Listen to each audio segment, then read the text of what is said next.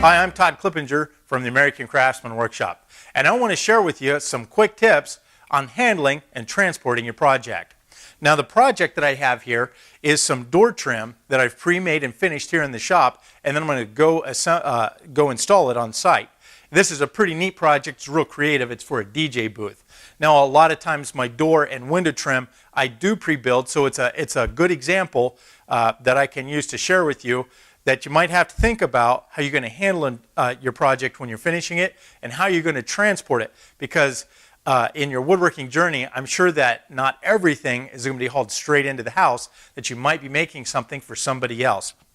So the challenge that I came up with, that I was faced with when building this trim, was that when I went to finish it, this is my finish area, my wet area, and I want to be able to take this and handle it and move it off to another table, and then move the next trim on to the table and keep my finish and wet mess all right in this area.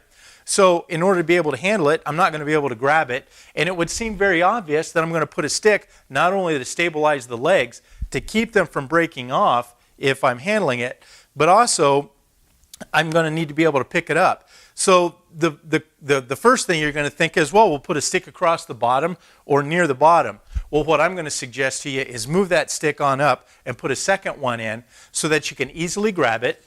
And now I can move this while the project has wet finish or paint on it, and I can move it off to another table and then move the next piece in and start working on it.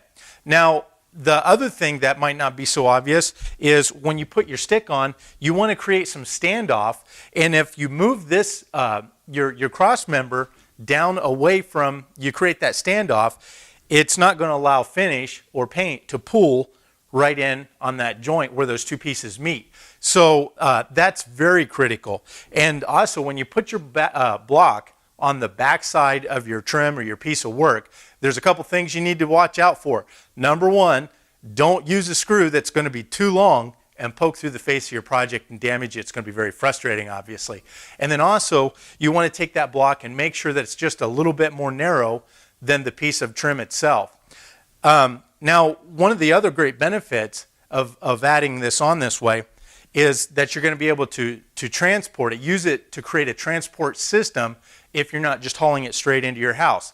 Perhaps some friends put windows in or doors, they're doing some remodel work, and they asked you to build the trim for the windows and doors. And so you pre-build a window box, and it's pre-stained and finished and trimmed out, and you need to transport that. And they're not going to fit in your car or it quite fit in the truck bed. And what you can do is create a transport system with some framing lumber.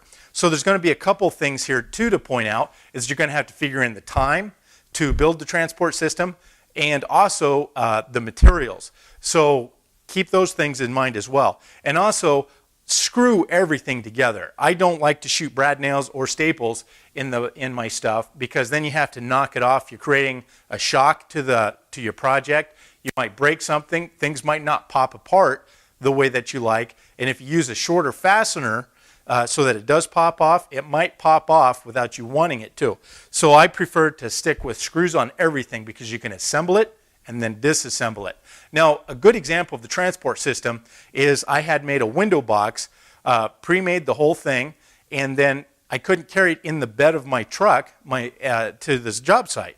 So what I did was I created a simple frame that nested into the carry rack on top of my truck, and then I screwed the cross members of that window to the framing that I installed on the truck, and everything was nested real tight, and I was able to transport it safely to the job without it sliding around. In fact, that's one of the great benefits. It keeps things from sliding around. Well, there's some things that I wanted to share with you using this project. I just thought it would be a great opportunity, since I had this on the table, to point out with an actual project some of the things that I do to be able to handle and to be able to transport a project.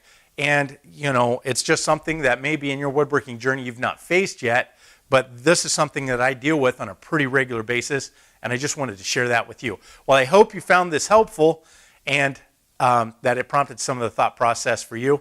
And until next time, be safe in your own shop.